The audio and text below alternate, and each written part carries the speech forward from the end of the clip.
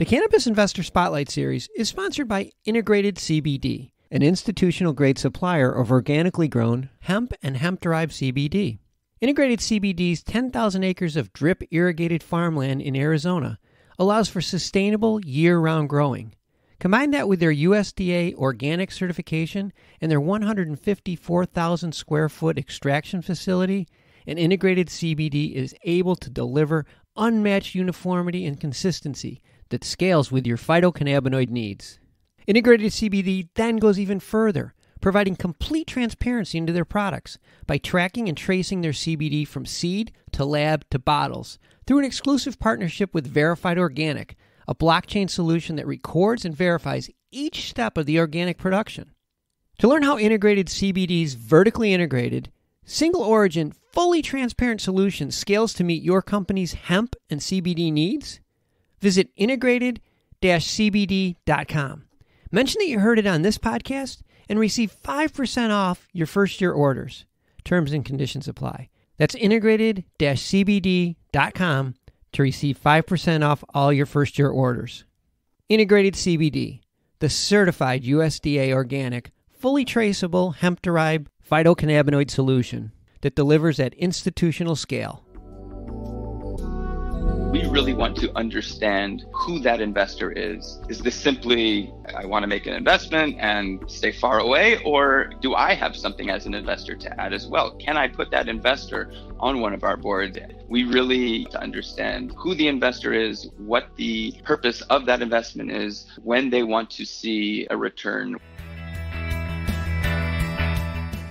From MJBulls Media, it's the Raising Cannabis Capital Show. I'm Dan Humiston, and on today's show, what are the next big cannabis business and investment opportunities? Top cannabis investors share their 2020 investment strategies.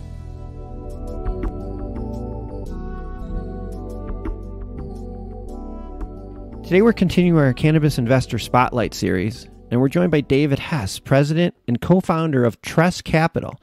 David, thanks for being on the MJBulls podcast. My pleasure, Dan.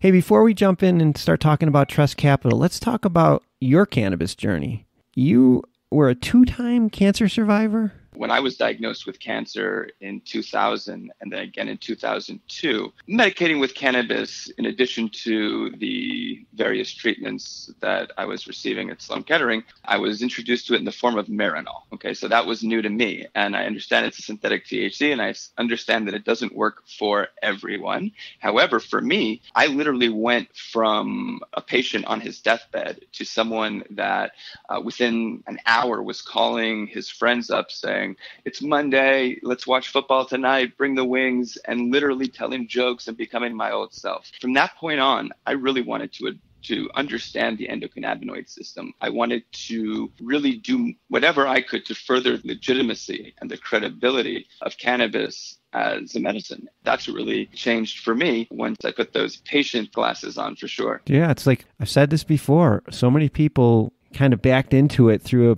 some sort of illness. Let's talk about Tress Capital. You know, it was one of the first venture capital firms that dedicated solely to cannabis. And how'd you guys get started? So 2010, when New Jersey passed cannabis laws, and in 2011, one of 6 licenses was awarded to 2 women that approached me and wanted help raising the capital and bringing in the operations necessary to get them up and running. So once that happened in 2011, I had a bunch of friends in my social circle that wanted to invest in similar type of deals. And so I immediately went out and started kicking tires. What I realized very quickly was, although I had a pretty good understanding of what was necessary on the cannabis side and had some capital to go ahead and allocate towards that, I understood that this was just the beginning, and that I wanted to build a trusted bridge between the cannabis community and the financial community. I saw very early that there was capital going into the industry that wasn't the best match. There were entrepreneurs that were feeling like they were losing control of what they've worked so hard for. I really wanted to ensure that this industry was headed in the right direction. And part of that is ensuring that the investors and the entrepreneurs are matched up correctly. What I wanted to do was build out an institutional platform like any other on Wall Street. And through a mutual friend, was introduced to the gentleman who became my partner, Asher Trope. And he did have that background in finance. And 2013, we decided to put the pedal to the metal and really be one of the first to create that institutional platform for capital wanting to be allocated, wanting to go into the cannabis industry.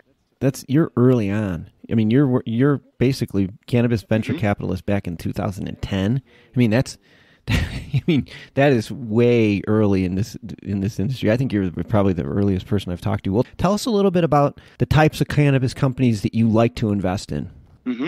Infrastructure would be the common denominator between our portfolio investments. So we've made investments to date in Headset, in Baker, which is, as I'm sure many of your listeners know, is now Tilt. We've made investments in SC Labs, in media on Cannabis Now, Chrometics. We have an LP in Quebec, North Bud Farms. And so for us, and even North Bud Farms, it's not simply just another LP. And so again, everybody that we invest in is really focused on infrastructure and ensuring that when they do better, the cannabis industry does better, and vice versa. Yeah, I know that you've been the lead investor in some of these deals, and then sometimes you're follow-in investor. Headset would be a good example, SC Labs as well. And yeah, we'll get involved early on. The amount that we allocate would be smaller than it would be for reserve for growth capital. So typically we're cutting checks $250,000 and under, $250,000 and under for real early stage seed rounds. And then we will work with those companies very closely, do their follow-up rounds either as a lead or help find the lead, but certainly be a major part of those follow-on rounds. And then we'll also invest in companies that we didn't get in on the early stage as well. And those check sizes will typically range for $1 million plus. Yeah, and I think a lot of our listeners who haven't been through this may not appreciate the benefit of having multiple investors involved in their deal. Maybe you can shed some light on what the advantages to that are.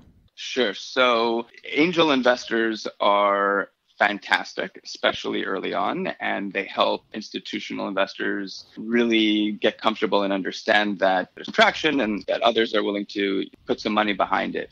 But as time goes on, especially in our space, it's very advantageous to have maybe 3-4 of the quote unquote cannabis institutional investors that are on your cap table, because that will really speed up the process, especially when it comes to the portfolio companies working with one another. A lot of times, whether it's Chrometics, Headset, Baker, those are just 3, to name a few of ours that we share with groups like Fido and Poseidon and others. And we are often in communication with the groups I mentioned and many others in the space.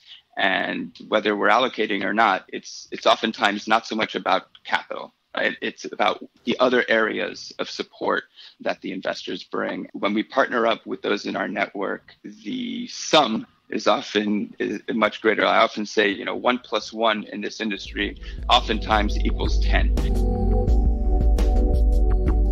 I want to take a quick break to thank you for listening to today's show.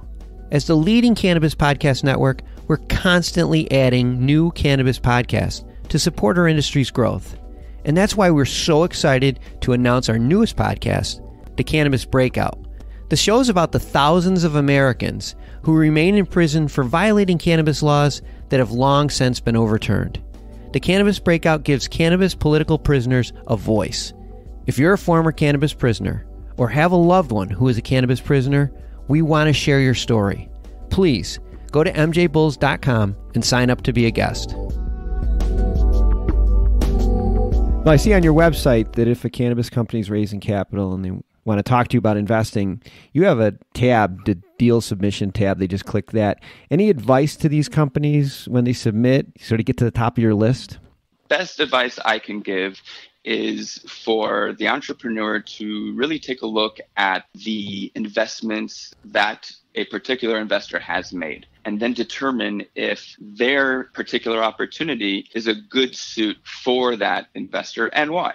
And you may want to point out the different verticals or the different portfolios within our company that your product or service may add value to, or vice versa, because as cliche as it is, to invest some dollars into a company, that's not the hard part. That's not where it gets tricky. It's really understanding the value outside of the capital that your investor brings you. And one of the tests I often recommend to the entrepreneur is ask yourself, would I want that investor sitting on my board? Regardless of whether or not the investment comes with a board seat or a board advisor seat, let's put that aside. Do I want he or she on my board? And if the answer is no, I would stay clear of accepting investment dollars from that person. If the answer is yes, I would do whatever I could to cozy up to that person and really help them understand why there's value and why the value goes both ways.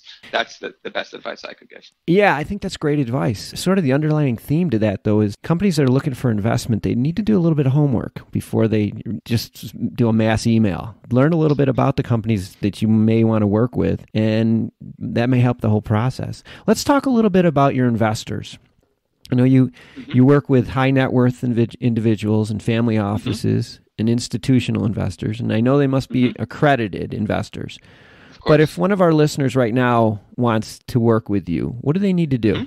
So an investor could go ahead and the same way an entrepreneur would go to our website and follow the links, same for an investor. We'll ask questions right off the bat if there are any particular types of investments, any specific sectors that investor wants to make allocations towards and why, and it goes for us as well. We really want to understand who that investor is. Is this simply, I want to make an investment and stay far away, or do I have something as an investor to add as well? Can I put that investor on one of our boards? We really need to understand who the investor is, what the purpose of that investment is, when they want to see a return, what type, what size of a return they'd be happy with, what they deem as being successful in this space. Are they here for a year, 2 years, 3 years? Do they want to allocate money through a fund and be diversified? Do they prefer an SMA and really sort of be a fund of one? So we really get to understand who the investor is and why. And they can go ahead and as I mentioned, they can follow links on our site. They can email me or anyone else at Tress directly. My email is dhess, H-E-S-S, at tresscapital.com. You can find me on LinkedIn. Really, you can find me you can find them anywhere. A number at any of these expos. Just tap me on the shoulder and I'd be happy to have a cup of coffee and talk. Before we went on, you talked to me a little bit about how investors are really taking more of a role in the industry than just, here's my money, can bring me back a big return. Maybe you can just repeat what you told me earlier, because I think it's very insightful. And Dan, part of what you're doing with your show is so important. It's education. Right now, the dollars being allocated into the cannabis industry are having a very direct effect on the shape of this industry.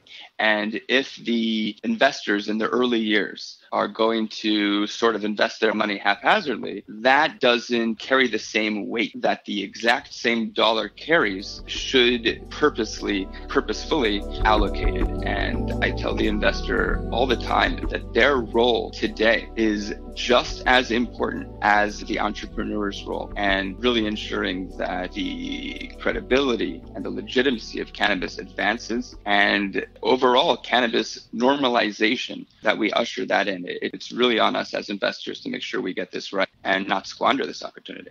Well, it's really well said. And coming from somebody that's 2 times cancer survivor, I think it carries a lot more weight. Well, we've been speaking with David Hess from Tress Capital, and all of David's information and Tress's information will be on the MJBulls website. David, thanks for being on the show. My pleasure, Dan. Thanks so much for having me. And again, thank you for what you do for the cannabis community and the financial community. Today's show was made possible by the generous support of our sponsors, like Helix TCS, the leading provider of critical infrastructure services to the legal cannabis industry. Recently, Helix's president of data services and former New York Stock Exchange executive Garvis Toller was a guest on the show to discuss cannabis capital markets and how savvy businesses and investors are capitalizing on the recent downturn. Tune into episode 152 to learn more. Today's podcast was produced by MJBulls Media, the industry's premier cannabis podcast network, with original music produced in part by Jamie Humiston. I'm Dan Humiston, and you've been listening to the Raising Cannabis Capital podcast.